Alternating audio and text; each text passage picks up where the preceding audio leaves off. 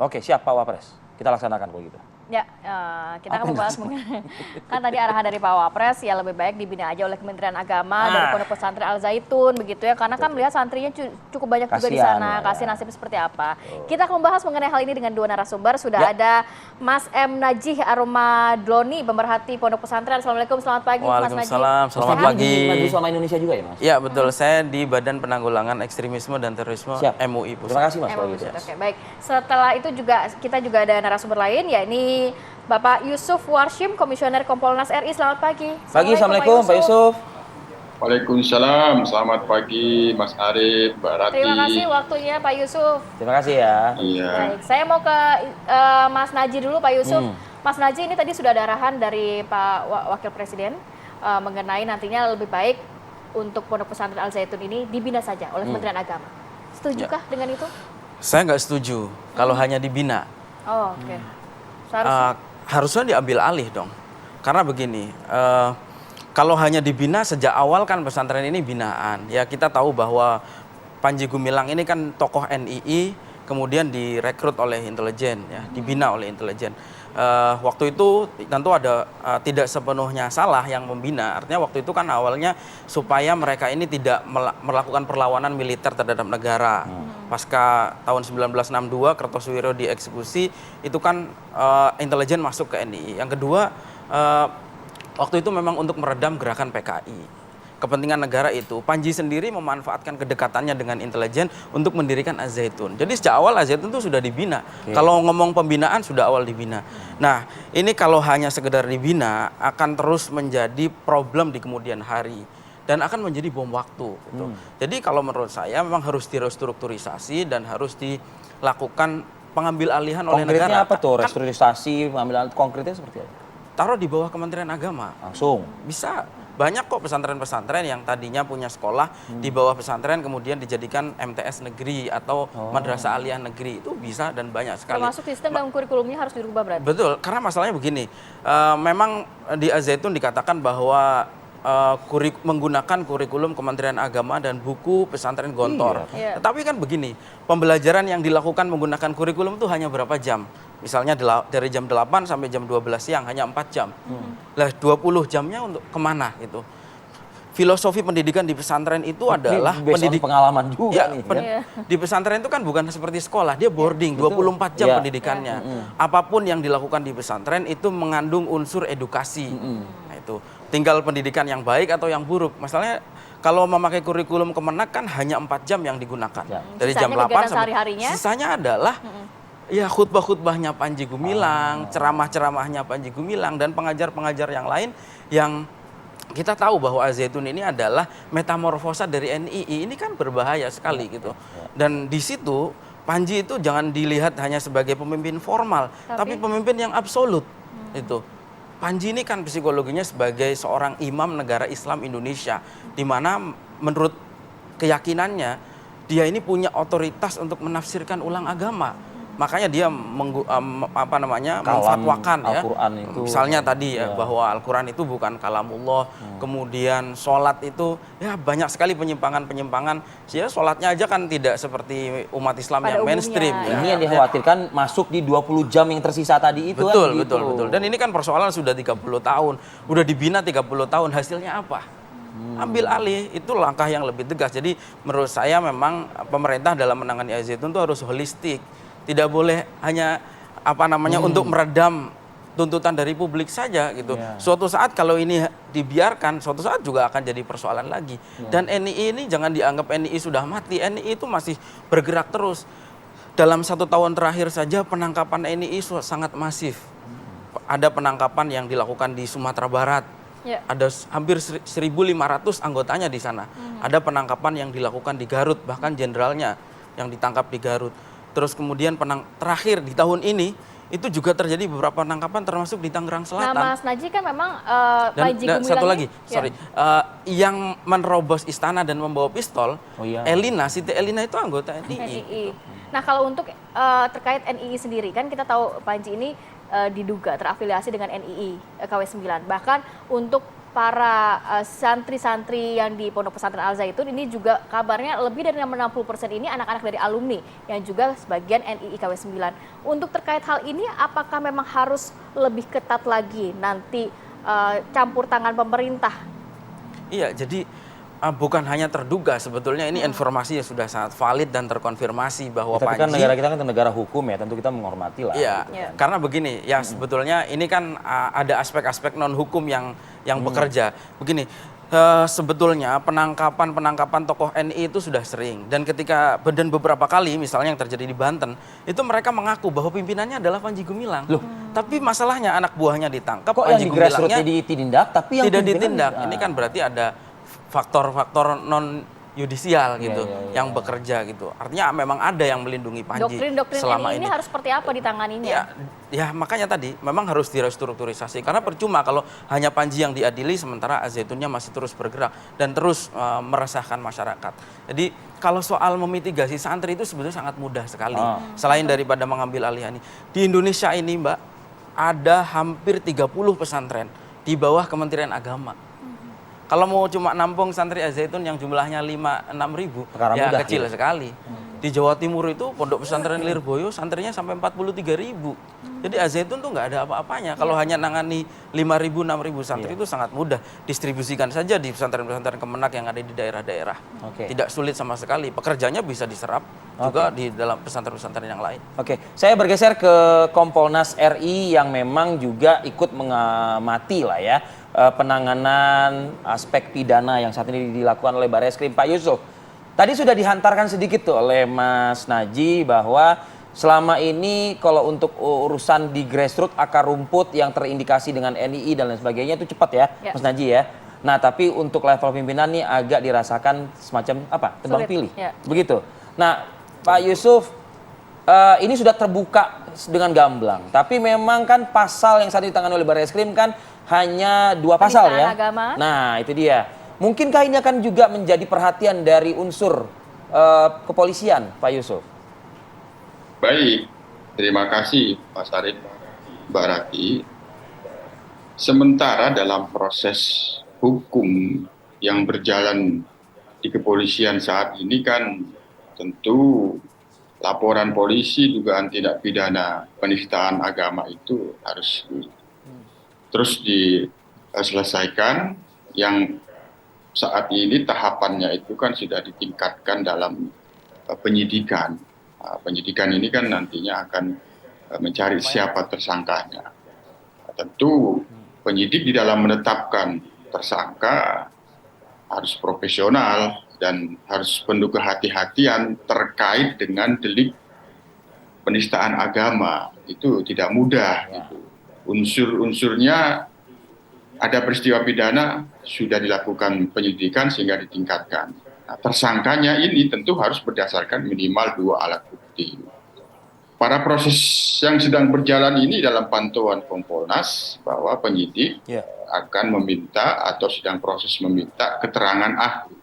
Tentu dalam hal ini keterangan ahli tidak hanya kalangan ahli pidana, tapi terkait dengan material itu ahli agama. Nah, ahli agama ini akan melihat, sementara kan yang dilaporkan oleh pelapor dugaan penistaan agama ini kan bukti-buktinya itu ada pada informasi elektronik.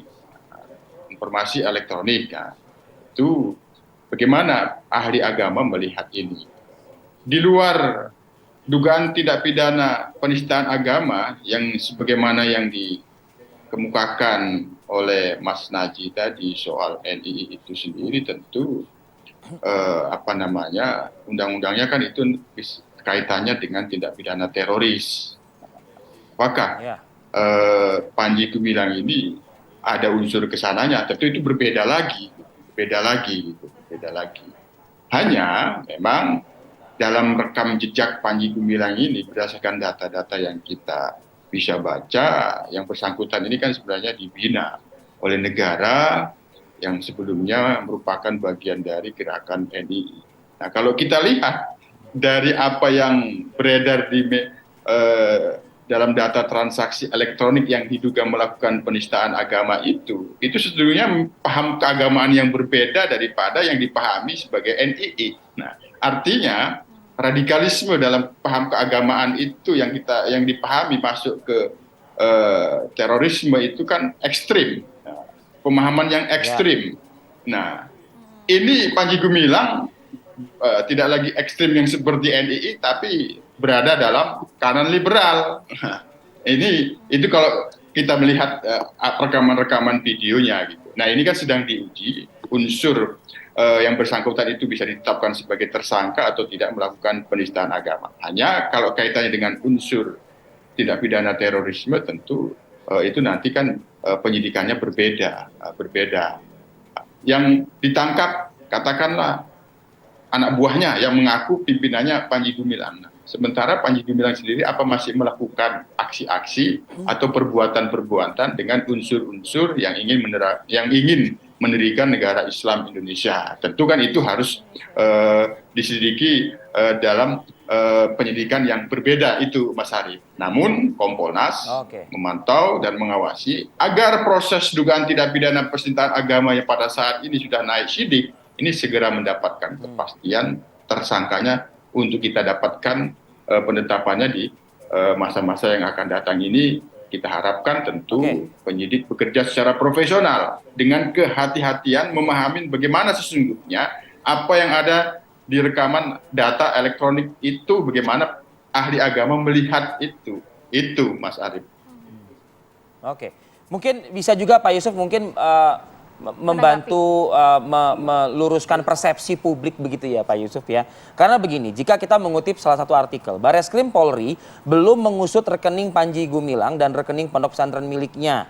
Sementara kami belum ada kaitan ke situ dulu. Yang dilaksanakan penyidikan saat ini adalah terkait penistaan agama yang dilaporkan saat ini ada 2 LP ya di Bareskrim.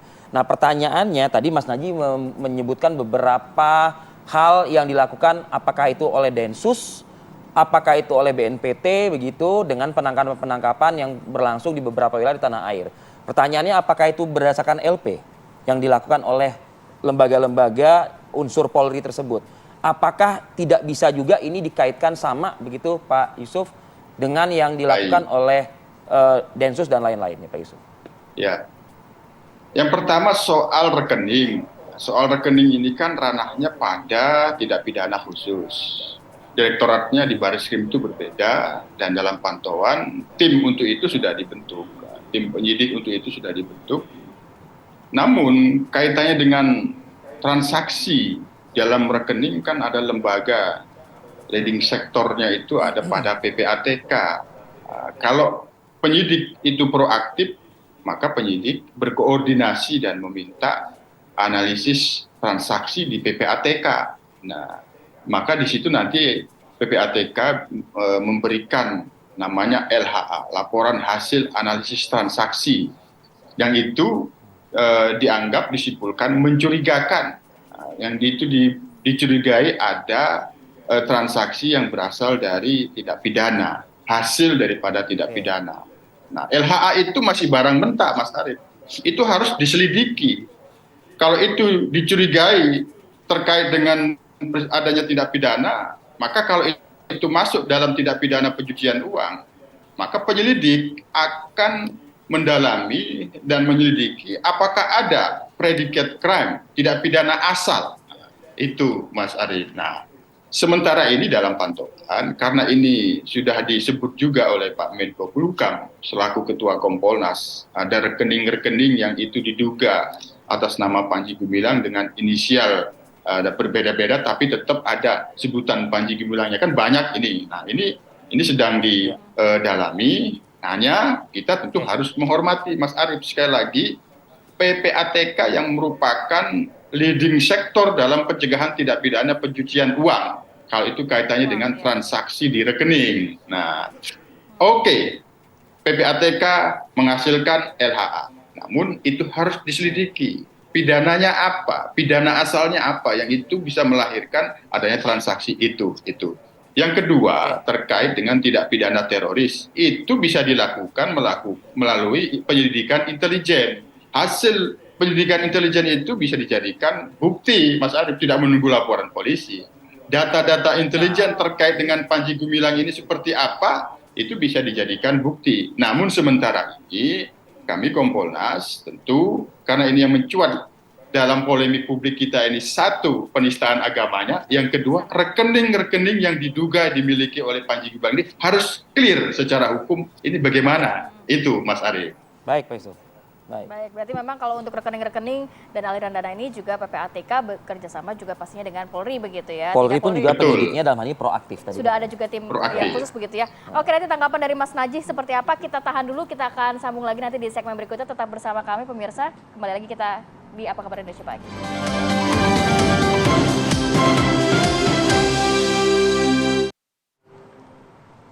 Oke, kembali lagi di Apa Kabar Indonesia Pagi. Saya mau ke Mas Najih, tadi beberapa poin yang sudah disampaikan Pak Yusuf. Mungkin ada yang sependapat juga dengan Pak Yusuf dari Mas Najih? Ya, ada yang sependapat dan ada yang tidak sependapat ya. Tentu proses hukum harus kita hormati, tetapi kalau soal yang tadi dikatakan bahwa Panji punya kecenderungan liberal, itu sebetulnya bentuk dari kamuflase. Jadi semua kelompok-kelompok radikal teror itu pintar kamuflase atau kadang-kadang disebut juga dengan takiyah, dan itu boleh dalam keyakinan mereka karena itu bagian daripada strategi perjuangan, berbohong dalam rangka sebagai strategi perjuangan.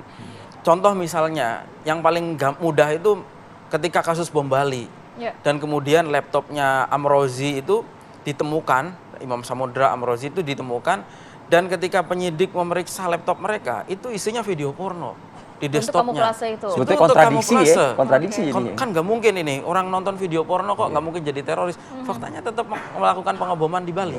Dan ya sekarang teroris sekarang kan sudah pakai celana jeans, sudah pakai kaos. Jadi cukup pernyataan dari anggotanya yang sudah ditangkap seharusnya bisa mengamankan Panji Gumilang saat itu. Untuk organisasi-organisasi yang sudah ditetapkan sebagai organisasi teror itu bisa sesuai Undang-Undang Nomor 5 Tahun 2018. Masalahnya adalah NII ini memang sekali lagi pemerintah saya kira belum pernah serius memang menangani NII.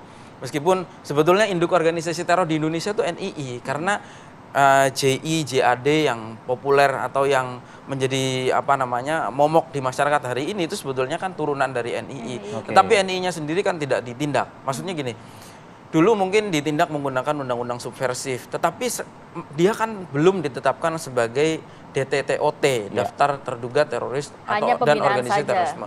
Ya pembinaan saja. Jadi itu yang jadi problem gitu. Nah, ini mestinya PR juga ya untuk pemerintah. Kalau memang pemerintah ini mau serius menangani persoalan NII, ya harus diajukan ke pengadilan sebagai DTTOT sehingga penanganan NII ini bisa dari hulu ke hilir. Gitu. Ya, Mas, kembali lagi Mas ke judul kita pagi hari ini. Kalau tadi Mas Najih di awal mengatakan kan tidak setuju dibina, sebagaimana mungkin usulan atau arahan dari Wapres Pak Kiai Ma'ruf Amin. Cuma pertanyaannya begini, kamuflase yang tadi Anda sebutkan, seberapa dahsyatnya jumlah organisasi ini di dalam sebuah lembaga pendidikan Al Zaitun? Iya, kalau santri aktif itu kan estimasinya 6.000. Tetapi apakah pertanyaannya mereka terpapar semua atau seperti apa? Enggak juga. Nah, itu dia. Nah, gini. Nah, bagaimana cara kita membedakan antara yang berkamuflase dengan yang tidak itu? Nah, itu. Karena kan watak dasar dari organisasi radikal teror itu kan klandestin, organisasi yang klandestin. Nah, makanya yang bisa menangani ini ya intelijen. Tetapi intelijen itu kan sebetulnya informasinya juga saya kira ini bukan informasi-informasi yang tertutup amat gitu. Artinya ini kan sudah persoalan sudah sangat lama sekali. Indonesia menghadapi NII ini kan sudah sangat panjang sekali, sudah hampir 80 tahun. Mestinya stok informasinya juga sudah sangat banyak mengenai apa itu NII, bagaimana gerakannya dan seterusnya. Jadi tidak sulit sebetulnya. Nah, cuman problemnya tadi ya, memang kadang-kadang juga tarikan politiknya kuat karena NII itu kan masanya juga besar, masanya besar sekali lah. Estimasinya yang di KW9 itu kan 300.000. Al-Haidar mungkin menyebutkan angka jauh lebih besar lagi gitu.